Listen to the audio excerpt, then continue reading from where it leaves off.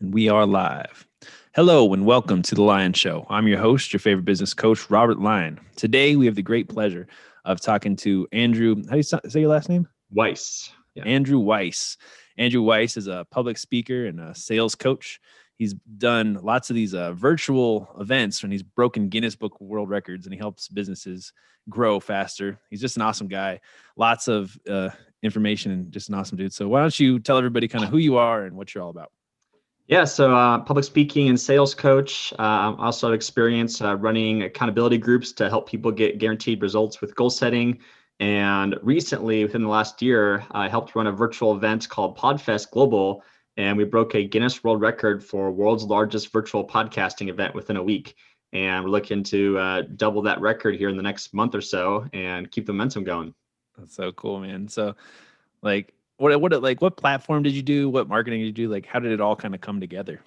Yeah, so how it all came together is I actually put my own mini virtual event back in May 2020 called Fight the Fluff, because one of my top pet peeves about events and speakers are people who actually talk but don't actually give any content. And and so it was an event themed around that. And then because of that, I got connected with a guy named Chris Kermitsos, who started the Podfest community, and he has experience doing over 2,000 events within 10 years. And he heard about my event going well, so he decided to bring me on board, and we tackled this event together. And we used a platform called Whova, WHOVA, which is a great virtual platform for running virtual events. And we essentially leveraged his network and community he's built over the years, and was able to bring in 5,000 plus people, 330 plus speakers over 2 weeks, and have an incredible, amazing time. That's so cool. So what was the number that you broke, or what is the record now? Yeah, so the way Guinness works is that they have to think of a number that you have to set with them, and they're doing the number crunching using their analysts, and they say, okay, if you can get 5,000 people to attend within that week, then you set a new world record. So we had to create the record from scratch. They said it had to be 5,000 people, and it was funny, and it shows them how important it is to invite every single friend, family member, cousin, step cousin, ex-girlfriend. We actually ended up getting 5,003 people registered, so we barely made the mark. Really cool to go through that journey. Awesome. Man, imagine having a webinar with 5,000 people watching. That's so cool.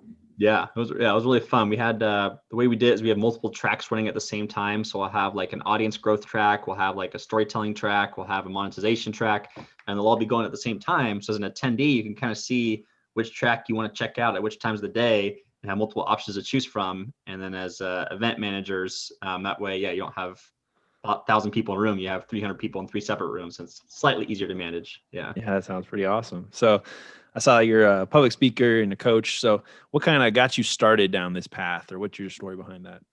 Yeah, so I'm fortunate that growing up, I actually grew up in an entrepreneur household, and I didn't realize that that's not normal.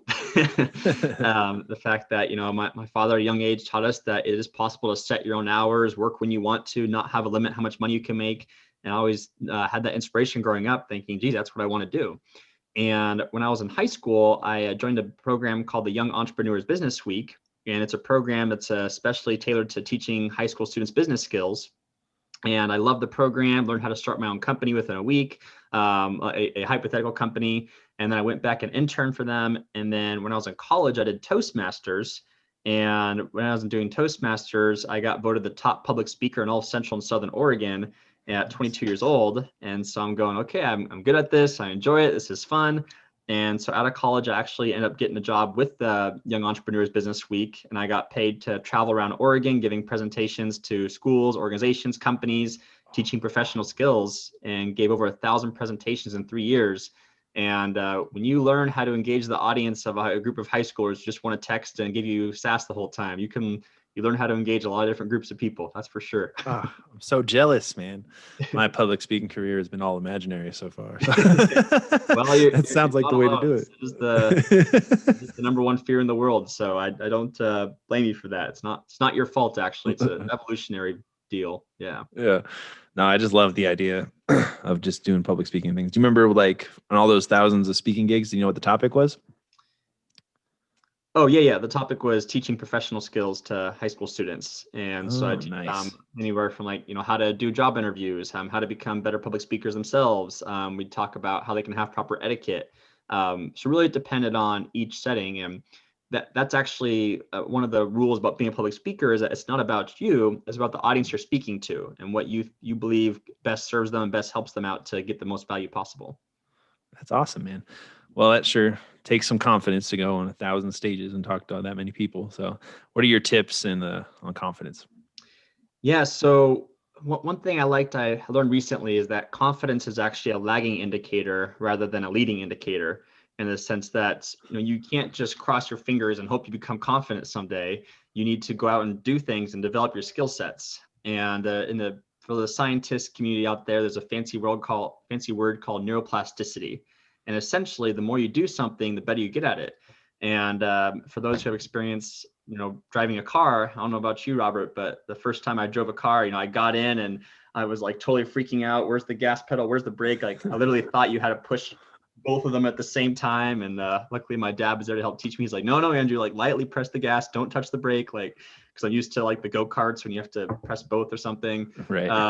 And now after driving a car, now you hear about people who have a drink in one hand, a burger in another hand, and then they're driving a stick shift with their elbow as they drive the car with their knees and turning the steering wheel. So, just like driving a car, even though public speaking is the top fear in the world, the more you do it, the more you practice it, the more you learn about it, the better you get. And so in high school, it definitely helped. I was involved in some high school musicals. I would do improv classes, and you get more and more comfortable over time speaking in front of people. And then eventually you still have to keep honing the craft and learn how to become a paid speaker and learn how to sell from stage. And that was the most valuable skill I learned from working with the program, is learning how to sell from stage, because that's where a lot of the money is. Yeah. Yeah, that's awesome, man. So, like when you're getting ready for one of these public speaking gigs, you have like a pre-written script you want to go off? Do you just have like bullet points? What's your style of attack? Yeah. So whenever you want to put a presentation together, you always want to work backwards, in the sense that you want to know, what do you want the audience to get out of your presentation? Do you want them to know something? Do you want them to do something? What do you want your audience to get out of it? And then from there, you really want to drive home one main idea. What is one big theme, one big takeaway they can have from your presentation that'll help them remember it better?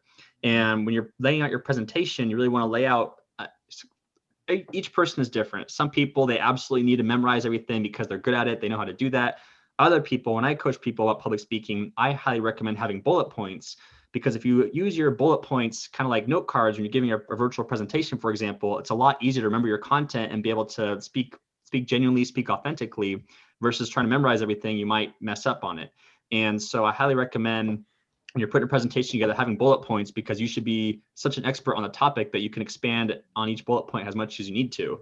And yeah, there's a lot of putting a presentation together, with including stories, with making sure you're doing audience engagement, with making sure that you have good body language, that you have a good smile, making eye contact. There's a lot that goes into putting together a great presentation, but as you keep developing that skill set, you will get better over time and people will notice that.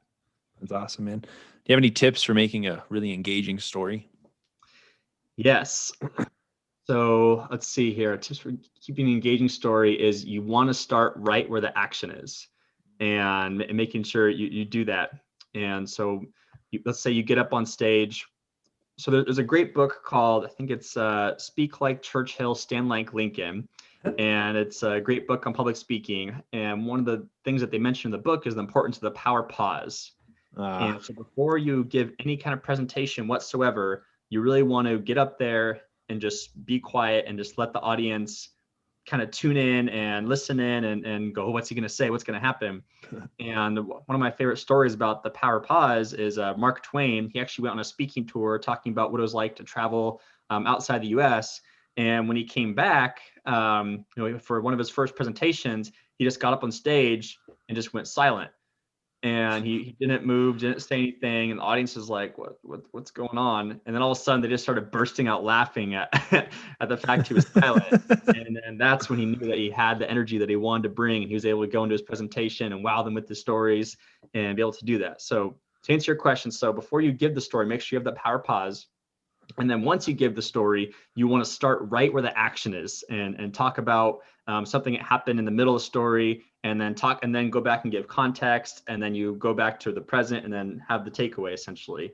There's a lot to storytelling skills, but so Chris Commits, this guy I work with, one of the best ways he likes to describe it is, you want to have a James Bond moment where at the beginning of every James Bond movie, something action's happening, like it's going down, like you don't go into a James Bond movie and they're sitting in a cafe and just chatting and chilling. Like something's going to happen from the very beginning. So you usually want to start in the heat of the story and be able to expand from there.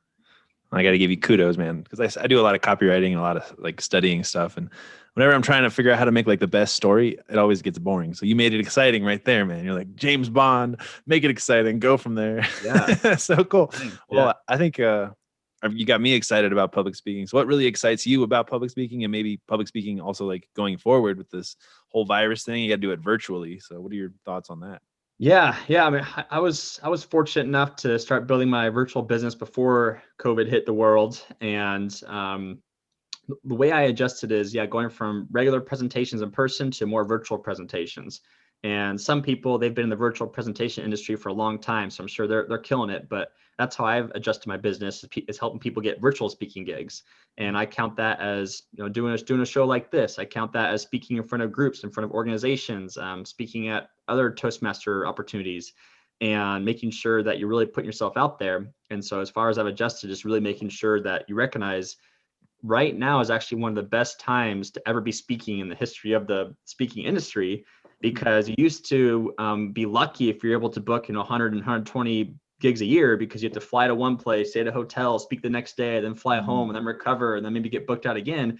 With what's going on in today's events, you can give 2, 3, 4, 5 speaking events per day if you really wanted to, and just making sure you're taking advantage of that and putting yourself out there to make that happen.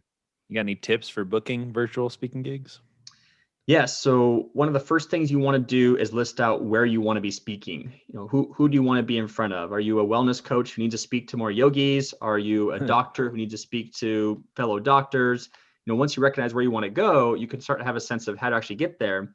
And then from there, you want to build a relationship and with the people who are in charge, and make sure you're offering value, and being able to do that. And I teach this in my coaching programs too, is how to actually book those gigs, what templates, what scripts to use. But for the most part, it does take work to book your own gigs.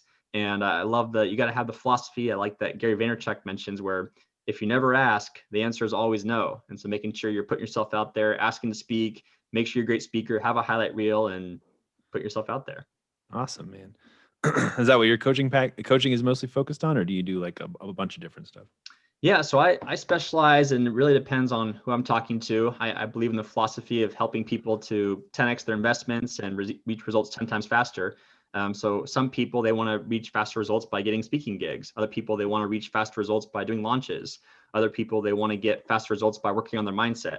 And so it really depends on who I'm talking to and what their needs are, and making sure they recognize, their result is there in front of them, and I want to help them get them there faster.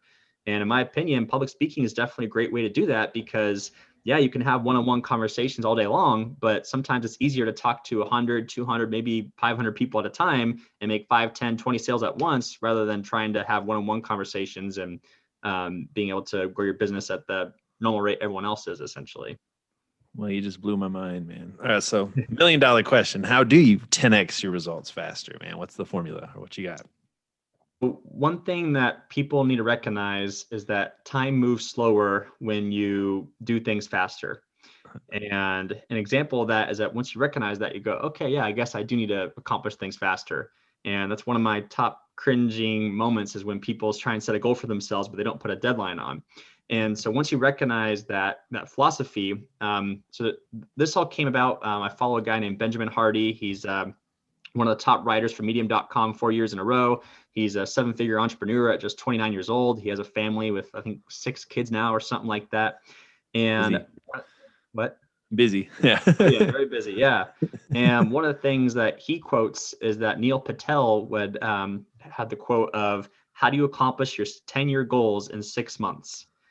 How do you accomplish your 10-year goals in 6 months? And Benjamin Hardy took that philosophy, and what he did is he offered a program where essentially he said, hey, here's my program. It's going to be this amount of money. If you actually do all the steps and accomplish all this, then you get this amount of money back, plus the amount that you spent on the program anyway. So it's like a double incentive, essentially. And so I took that philosophy and recognized, like, wow, that's so true, that humans would rather not lose something than gain something. And so some people do need more external accountability than others. And like for me, I don't know about you, Robert, but like, if I miss a day at the gym or if I don't get up on time, sometimes having a slap on the wrist is like, oh, maybe tomorrow isn't good enough for me. Like, I don't want to mess up in the first place. And so what I do for people who want more accountability is I have them put a deposit into a common betting pot along with other people who are doing the accountability challenge. And essentially you have to promise to do a daily action that works towards your goal to get that result. And you have to make sure you're entering in your entry each day. And if you don't take those actions, your money gets forfeited to other people who are taking their actions. And if you do take those actions, you get your money back, plus you have your accomplished goal. And I love that so much, man. Yeah. That is like some genius stuff, how to hold people accountable.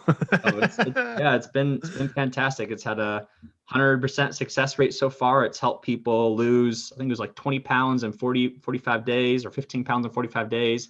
Another person lost like 30 pounds in 100 days.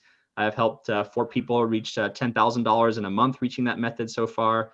Because when you really wake up each day going, crap, I do not want to lose, $200 or $500. You're going to do your actions for the day, no matter what.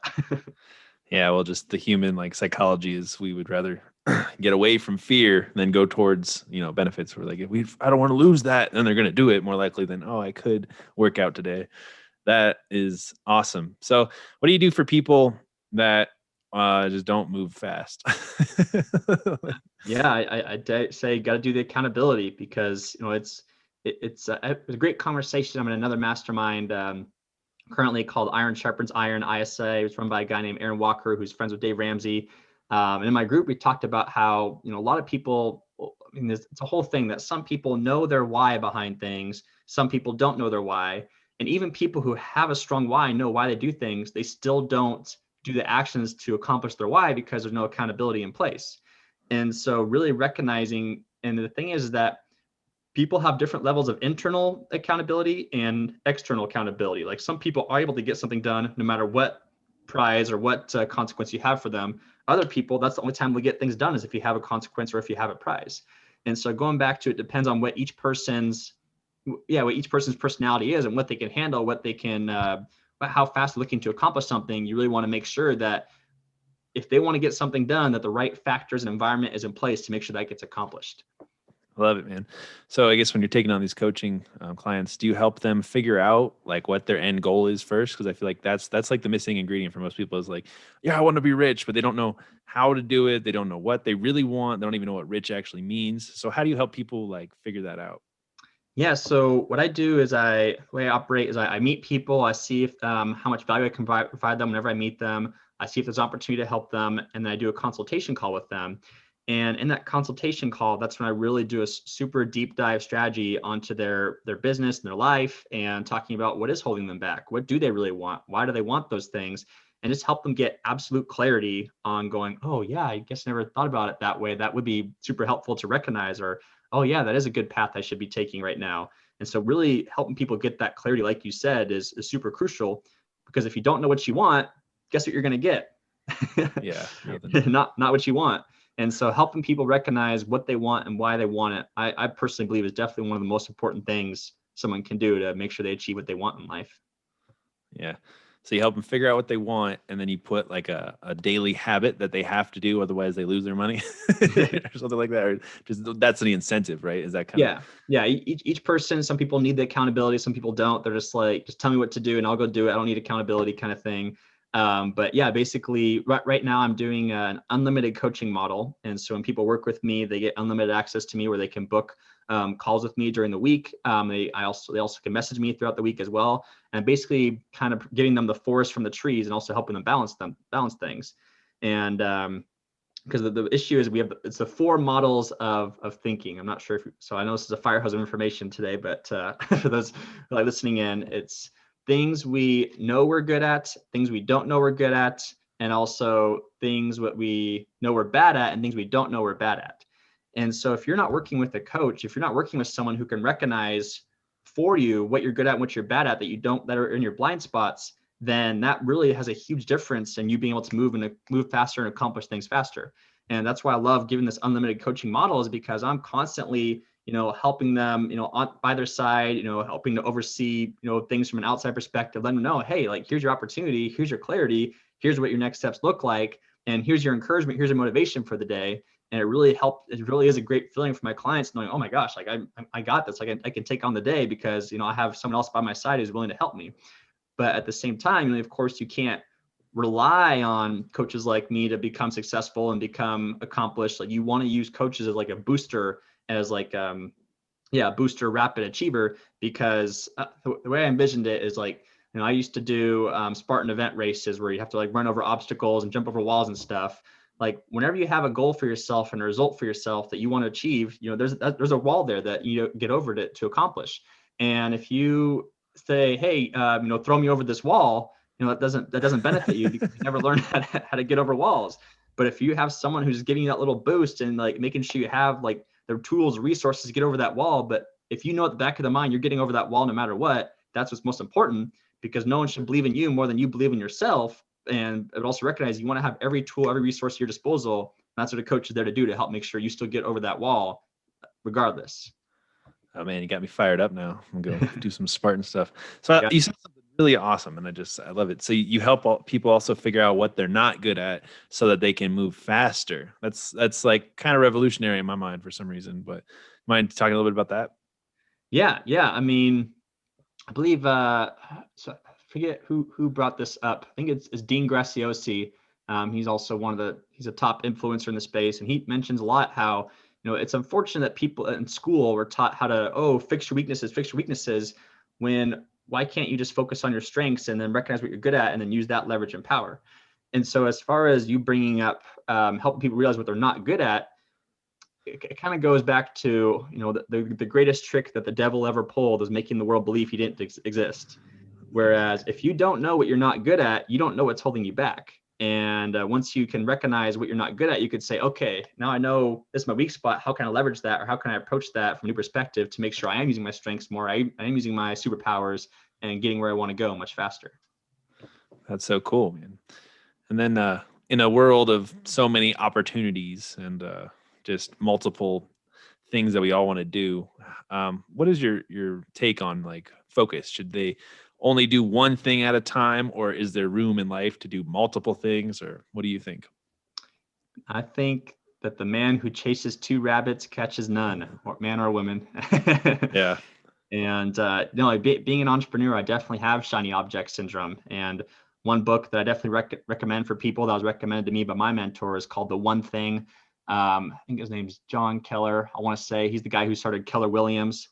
And that's one of the things he talks about is that, but you know, he tells a story right off the bat that Andrew Carnegie, you know, one of the richest people in the history of the world, he was only focused on one thing at a time. It was make a bunch of money and then give it all away. Yeah.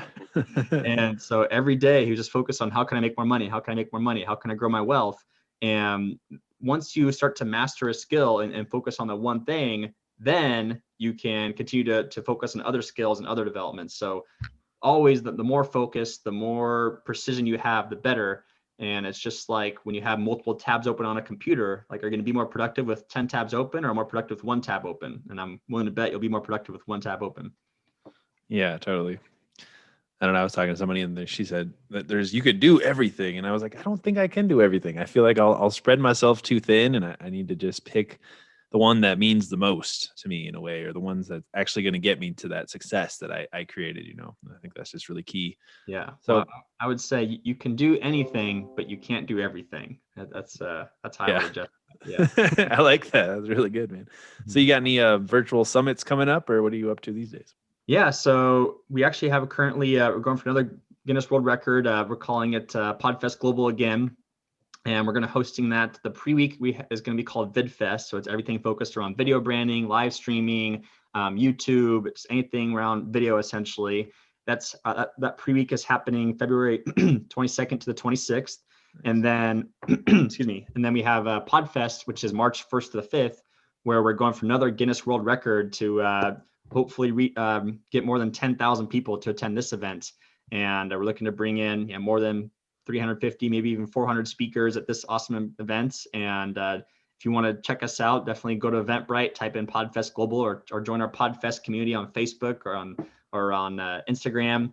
And yeah, we're super excited for this upcoming event, and then we know it's going to be a big hit. That's so cool, man. You just need like a blog fest, and then you got all three. You got video, audio, and written word. You know? Yeah. We do have some content strategies throughout the event. So what we're super excited for is we're going to have a little mini Broadway con. So we partner with a Broadway organization, and they're going to have the reunion of the Hamilton cast come together and put on a show for us.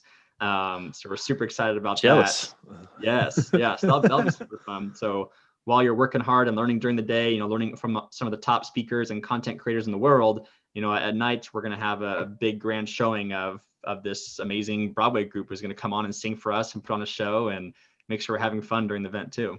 That's so cool.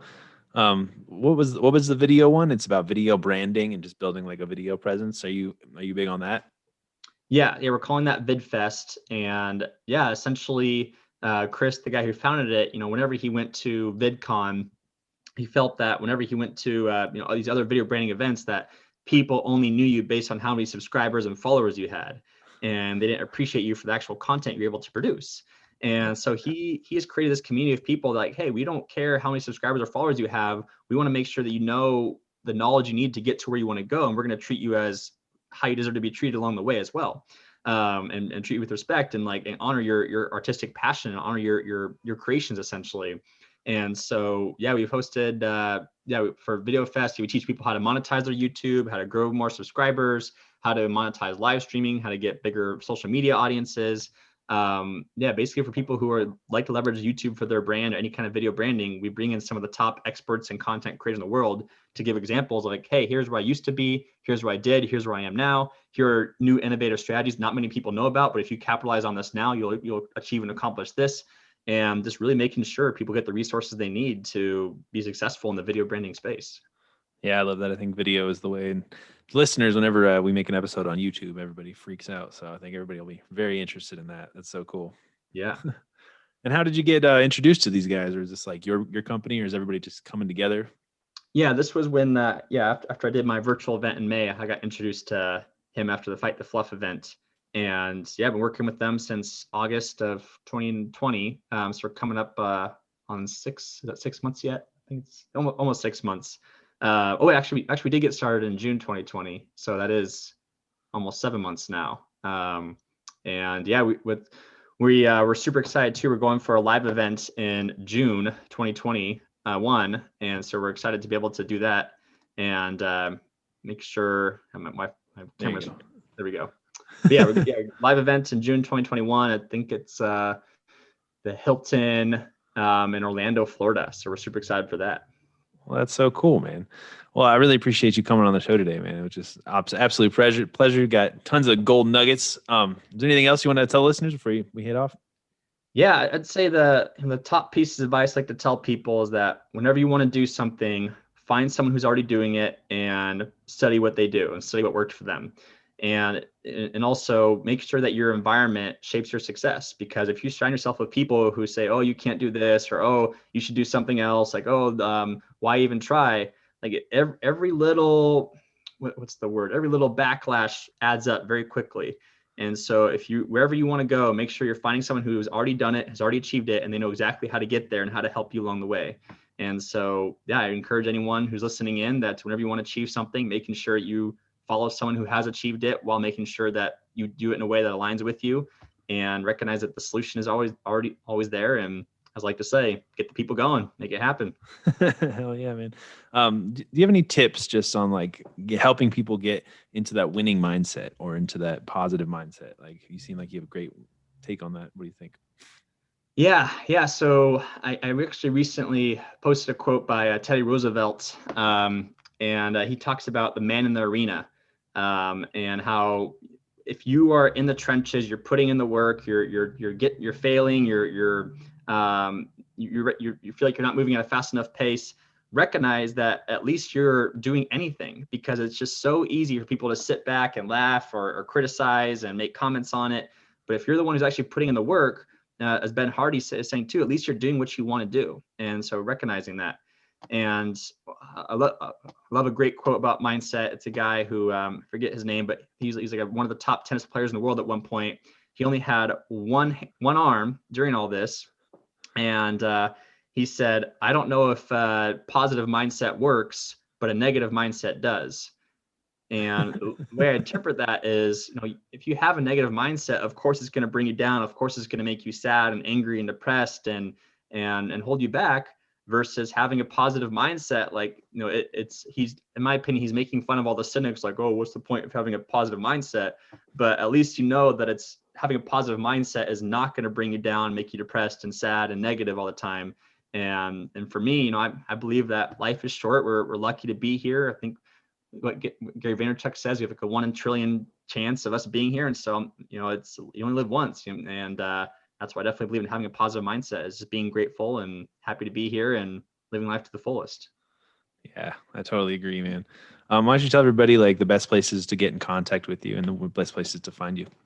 Yeah, so I'm on the 4 main social medias of Instagram, Facebook, Twitter, and LinkedIn. I'm located at the Andrew J. Weiss, the Andrew J. Weiss. You can also contact me through my website, weisswisdom.com. And yeah, I'm always happy to connect. I have if you want to reach out, I have a checklist of everything you need to put together a virtual event. I also have a checklist of what are the top things to become a confident communicator. So I'm happy to send you over those checklists for free if you want to reach out. And yeah, always looking to connect with people and provide value however I can. Yeah, man, that's awesome. One more thing, I saw you had a book that you wrote. Was Yes. it Two Can Play at This Game or something like that? What was it? Yeah. I think it was about 3 or 4 years ago. I was really into puns, and I have very competitive friends. And one of my friends texted me one day and goes, "Hey Andrew, want to exchange bird puns? Two can play at this game." Me thinking I was clever, saying, "Whoa, don't go robbing me of all my puns." I'm dead. That's We ended awesome, up though. texting bird puns back and forth till we reached 100. And I'm like, well, I guess it's time to make a book out of this. And what's unique about my book is that some pun books, it's only words. Some pun books, it's only pictures with the words. I did a whole storyline of pictures and of animated pictures with the words. And that's how it's unique, and it's all bird themed, and it's a very fun read. Two Can Play at This Game. You can find it on Amazon. Yeah. Yeah, I saw that, man. I thought that was awesome. Yeah. I'm a big fan of having fun. Yes, that's for Heck sure. yeah. Well, thank you so much, man. You definitely dropped some wisdom in this episode. I'm sure everybody listening just got a ton out of it, and I really appreciate you coming on. So, Of course, happy to be here. Thanks for hosting me. no problem. Thank you. And thank you, everybody listening. Take care.